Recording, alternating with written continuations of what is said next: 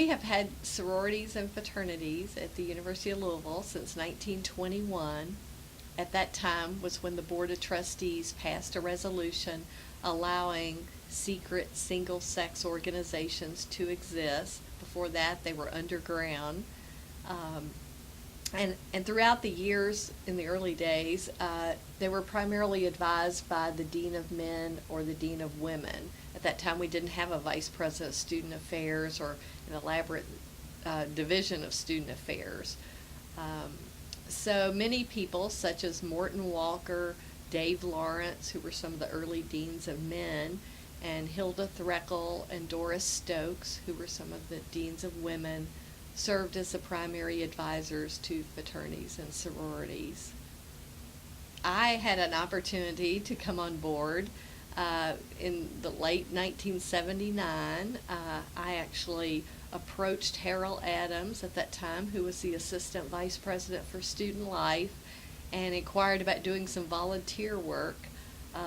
Little did I know he had just survived Sorority Recruitment Week, and so he was quite ready to share the duties of working with the Pan-Hellenic Council. I started working with the women's groups, later added on the fraternities, recognized student organizations during one of the budget cuts along the way. We formed an NPHC council and acquired several honor societies throughout the years. So 33 years later, here I am. We have 30 fraternities and sororities. We have 4 honor societies. And so my position, overseeing Greek life, along with a graduate student and another professional who oversees NPHC and student involvement, advise the individual student leaders, the councils, oversee the main events of the year, the recruitment weeks, membership intake, Greek week, the Freiburger Sing, homecoming step show, and certainly work with all the alumni volunteers. All of our groups are fortunate enough to have a team of alumni members who form the advisory board as well as the House Corporation, and so we provide the contact and communication with them, as well as just a lot of administrative support in the office to support the groups. In the early days, I would say most of the advising or attention was placed on the membership recruitment process. Back in that day, it was called Rush, and it was an elaborate week or two period where prospective students examined all the choices on campus. And that still fills a lot of our time. Nowadays, women sign up for recruitment online and make all their selections at a computer center. Sororities complete their bid list online too, so that has changed, but it still is a pretty intense week for not only the participants but the sororities. I would say membership recruitment is still a primary function of the fraternity and sorority advising staff on campus. Currently in 2013, we have 30 national or international fraternities and sororities at UofL. We have an Order of Omega chapter, Rho Lambda, Gamma, which is a peer education group for alcohol awareness. Our organizations probably contribute about 30,000 community service hours to the Metro Louisville area. We have outstanding grades above the all men's and women's GPA.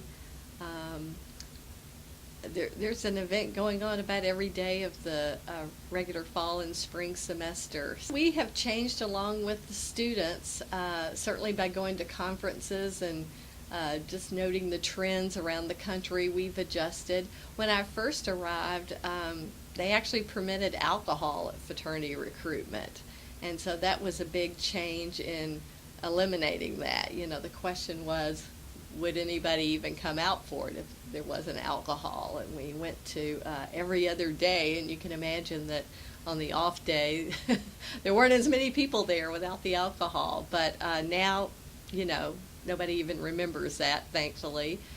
Certainly the attention to risk management, just the awareness in the community of what hazing is and alcohol abuse.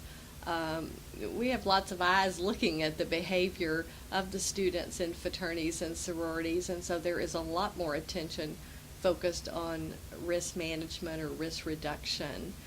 Almost every chapter has a risk manager, and so as they're planning and thinking up activities to sponsor, we're right there beside them, kind of helping them navigate the process, not only within the campus, but the community. So we can just be assured that every event we have is safe for all the participants. Some other areas that have changed over the years are just the focus on community service. You can tell just by looking at students when they arrive after high school, where they've already had perhaps mandatory requirements, to participate in community service during their high school years. They come in with an expectation of wanting to do community service, and as evidenced by the high number, of students that do community service in Greek life. We probably get about 2 to 5 inquiries a day during the school year from nonprofit organizations, wanting or expecting volunteers from all the organizations to help them with their endeavors. Another area that we've gotten more involved in is just facilities. With more groups and larger groups, we need more space. And we're currently working on a master Greek housing plan right now for our fraternities and sororities so that we can look ahead and provide space and an identity on campus for our groups that still don't have permanent meeting space. Right now, during Fraternity Recruitment Week, we have 6 groups that have no space, and so we end up blocking off the Greek row, and in the grassy lawn, those groups erect tents and do their recruitment under the tent, which works fine until we get a rainstorm. But, we've managed, but we're looking forward to the day when all those groups have their own permanent place on campus. Currently, we have about 1,700 students that are involved in fraternities and sororities. We've been fortunate enough to see an explosion in our Greek life.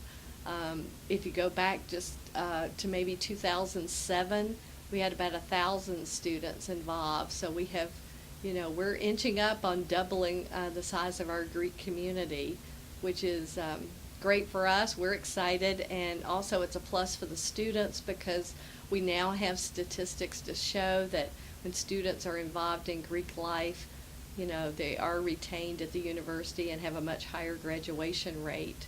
And so hopefully it's keeping them in school and helping them graduate. What's so special about Greek life? I think it starts with the fact that we have an opportunity to work with students on the very day they arrive on campus, in some cases a week before classes begin, guide them through the process. They join. We continue to work with leaders. These students graduate.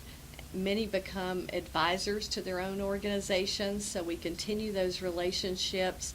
And now, having been here for quite a while, I'm now experiencing those students way back when. Their children are now coming and joining our Greek organizations and really, continuing the family legacy at UofL. Also, it's just very invigorating to work around students who are just really ready to conquer the world. You just have to keep them from breaking the law. Our mission in fraternity and sorority advising is to be an advocate for the students who are involved in sororities and fraternities. It's to help them realize the rights and responsibilities they have as citizens of the university and the city, and to be a catalyst to help these students develop leadership opportunities and experiences for their members, for their personal development, and to improve themselves, the campus, and the community. We also hope to encourage these students to maintain their affiliation with the University of Louisville for a lifetime. When I look back over many years of working with fraternities and sororities, some of my special highlights probably were the formation of the National Pan-Hellenic Council. That was a very involved task force under Dr. Golden, a previous Vice President of Student Affairs. We went back and forth on, what was the right thing to have all the sororities together, all the fraternities together, or to separate them by council, which in some cases some people felt was a step backwards because it almost looked like you were separating by race. But we all felt really strongly that these students deserved to participate in a local version of the council that their organization was a member of nationally. And we're just really pleased that that did get approved when it did, and we've now celebrated many milestones in a recent 20th anniversary of the MPHC. We've had some exciting recognition come our way to our campus fraternities and sororities. A few years back, our Pan-Hellenic Council won the Excellence Award in the whole country for their achievements and performance. We've had many students honored as being maybe the single highest graduating senior of their fraternities and sororities. This year we were quite excited. We had 4 students selected to become leadership consultants for their fraternities and sororities. And as I tell people, this is kind of like if you're a Rick Pitino and your students get drafted for the pros. The fact that we had 4 in 1 year, we're quite excited that of all the 650 campuses in the country and Canada where there are Greek communities, 4 came out of our campus this year.